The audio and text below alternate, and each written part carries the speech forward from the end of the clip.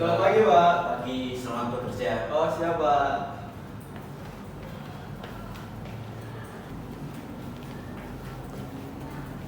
Selamat pagi, Mbak Vita. Nanti ke ruangan saya sebentar ya. Baik Pak, nanti saya kenal Bapak. Baik.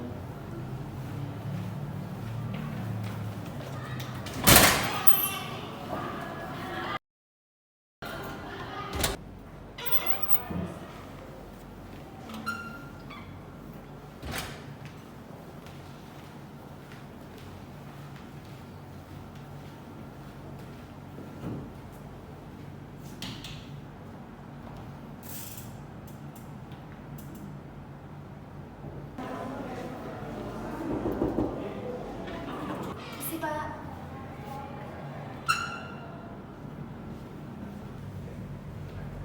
Silakan duduk. Ada yang bisa saya bantu Pak? Jadi begini, dilihat dari hasil penjualan kita selama 5 bulan terakhir, omset kita terus menurun. Sedangkan kita mempunyai banyak karyawan. Untuk menggaji karyawan, kita hanya pas-pasan. Seperti itu ya Pak. Kemudian menurut Bapak, solusi terbaik apa sih yang dapat kita lakukan untuk menangani permasalahan ini? Saya sempat kepikiran untuk akan melakukan kegiatan PHK, tetapi ini baru rencana dan belum pasti. Kalau menurut kamu bagaimana ya? Kalau saya sendiri sih hanya mengikuti keputusan dari Bapak. Jika dirasa itu memang keputusan terbaik, ya monggo saja Pak. Tapi saya juga merasa kasihan kepada karyawan-karyawan yang terkena PHK secara mendadak ini. Apalagi sekarang sangat susah mencari pekerjaan baru. Iya, saya juga sempat kepikiran seperti itu. Saat ini memang susah untuk mencari pekerjaan. Kemudian Pak, jika akan melakukan PHK seperti itu, menurut Bapak karyawan seperti apa sih yang akan terkena PHK? Menurut saya yang akan saya keluarkan adalah karyawan yang kurang produktif atau kurang aktif. Bagaimana ya? Semua keputusan ada di tangan Bapak. Jika emang itu keputusan yang terbaik bagi perusahaan, saya hanya mengikuti saja. Baiklah, akan saya pikirkan kembali. Ini hanya rencana dan belum fix. Kamu boleh kembali ke ruangan kamu. Terima kasih. Baik Pak, terima kasih kembali. Saya izin kembali ke ruangan. Silakan. Pulang kantor ya? Mereka kabarnya loh. Apa? Loh, aku kan mau berdiskusi sama atasan nih. Ternyata omset perusahaan ini saya lagi anjlok. Bener banget iki. Perusahaan ini harus ngadap PHK karyawan gede-gede, mengurangi pengeluaran perusahaan. Wah, siapa aja kira-kira yang dipecat ya? Aku termasuk ya? Ini pada ngomongin apa sih? Pakai bahasa Indonesia dong, soalnya saya tidak mengerti. Ini loh Mas, perusahaan kita mau ngadain PHK besar-besaran. Nah, karena perusahaan kita mengalami keanjlokan. Ya sih, karena buat mengurangi pengeluaran perusahaan gitu. Kamu dapat beritanya dari mana? Ini aku tadi tuh diskusi sama atasan gitu. Bentar ya, aku angkat telepon dulu. Oh, Ya, iya. Nah, jadi gimana? Pulang. Waduh, gimana ya Mas nasib kita? Saya nggak mau kalau di PHK. Lagi sekarang cari kerja susah. Apalagi saya tulang punggung keluarga. Sama saya juga, saya datang merantau jauh-jauh masa harus PHK. Nah, kalau gitu kita langsung protes aja ke atas dari mana? Boleh tuh, nggak bisa dong ini kalau PHK karyawan senang kayak gini. Ya, betul. Ayo langsung aja. Ya. Ayo.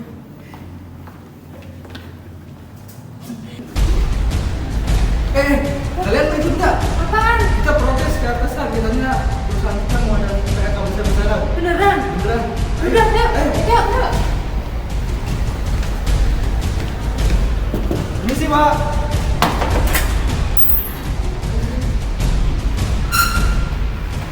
Permisi Pak. Di sini kami mau menanyakan sesuatu. Mau menanyakan apa ya kok rame-rame begini? Silahkan masuk, tapi hanya perwakilan saja.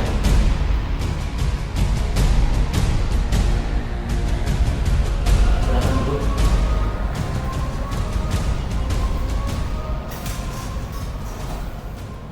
Jadi begini Pak, apakah benar perusahaan kita mengadakan PHK besar-besaran? Kenapa memberitahunya sangat dadakan seperti ini Pak? Iya Pak, kami tidak ingin di PHK Pak, soalnya kami adalah tulang punggung keluarga dan saya datang jauh-jauh merantau hanya untuk mencari nafkah Pak. Iya Pak, saat ini mencari pekerjaan sangat susah sekali Pak. Apalagi jika mencari pekerjaan belum tentu dapat seperti yang sekarang Pak. Sebentar. Kalian mendapatkan informasi tersebut dari mana? Saya belum mengumumin apa saja loh. Kami mendapatkan informasinya dari sekretaris Bapak. Sebentar, saya panggil. Mbak Vita, tolong datang ke ruangan saya. Bagaimana Pak? Ada yang bisa saya bantu? Ini ada kabar simpang siur mengenai PHK, katanya dari kamu. Enggak Pak, mungkin mereka salah paham aja. Tadi memang saya menjelaskan tentang rencana kita mengenai hal tersebut, tapi belum selesai saya berbicara, saya mendapatkan telepon dari teman saya. Mungkin mereka memutuskan sepihak. Oh begitu. Jadi begini ya, tadi kan saya habis berdiskusi dengan sekretaris mengenai omset perusahaan yang menurun dan untuk menggaji karyawan hanya pas-pasan. Tadinya saya berpikir untuk melakukan PHK, tetapi itu baru rencana dan belum fix. Saya juga memikirkan apa saja dampak yang akan terjadi jika saya melakukan PHK terhadap kalian. Saya juga kasihan melihat kalian jika saya PHK. Pastinya saya akan melakukan solusi yang terbaik agar omset perusahaan tetap stabil tanpa melakukan PHK terhadap kalian. Oh begitu ya Pak. Ternyata keputusan tersebut belum fix. Saya kira keputusan tersebut sudah fix, mengingat akhir-akhir ini kondisi perusahaan sedang anjlok. Saya harap Bapak dapat mempertimbangkan kembali rencana tersebut tanpa melakukan PHK. Ya, saya akan mencari solusi yang terbaik untuk mengatasi permasalahan ini. Lagi pula kamu sekretaris, saya kan bilang ini baru rencana. Kenapa kamu bilang kepada yang lain? Kan menimbulkan salah paham kepada mereka. Iya Pak, sekali lagi saya mohon maaf. Saya sudah berbicara tanpa berpikir dahulu apa dampak yang akan terjadi jika saya berbicara seperti itu. Sekali lagi maafkan saya Pak. Lain kali jangan diulangi lagi ya. Baik Pak. Bagaimana kalau kita melakukan strategi pemasaran yang baru saja, Pak? Benar itu Pak, kita dapat menarik pelanggan lebih banyak lagi dengan memberikan program potongan atau diskon, atau kita juga dapat memasarkan jasa kita melalui online dengan cara yang lebih menarik. Iya Pak, kita dapat mempertimbangkan dan melakukan perubahan strategi pemasaran sehingga kondisi perusahaan juga insya Allah akan kembali normal. Oh ya, bisa. Kita dapat melakukan perubahan dalam strategi pemasaran kita. Lagi pula strategi pemasaran kita juga sudah lama. Besok kita akan adakan rapat untuk membahas strategi pemasaran kita yang baru. Baik Pak. Benar Pak, semoga kita menemukan cara lain untuk memecahkan masalah dalam perusahaan ini sehingga tidak diperlukannya PHK bagi karyawan. Ya sudah, untuk kalian berdua bisa kembali ke ruang kalian masing-masing dan melanjutkan pekerjaan kalian. Untuk hal ini, mari kita bicarakan pada meeting besok. Saya harap kalian mempunyai ide-ide yang bagus untuk menaikkan penjualan kita lagi. Baik Pak, kalau begitu saya permisi terlebih dahulu. Sebelumnya mohon maaf telah membuat kegaduhan dan terima kasih Pak. Silakan. Baik Pak. Saya harap kamu jangan mengulangi hal seperti itu tadi. Jika memang rencana itu belum pasti, jangan bicarakan kepada siapapun, termasuk teman dekatmu, karena akan menyebabkan kesalahpahaman seperti ini.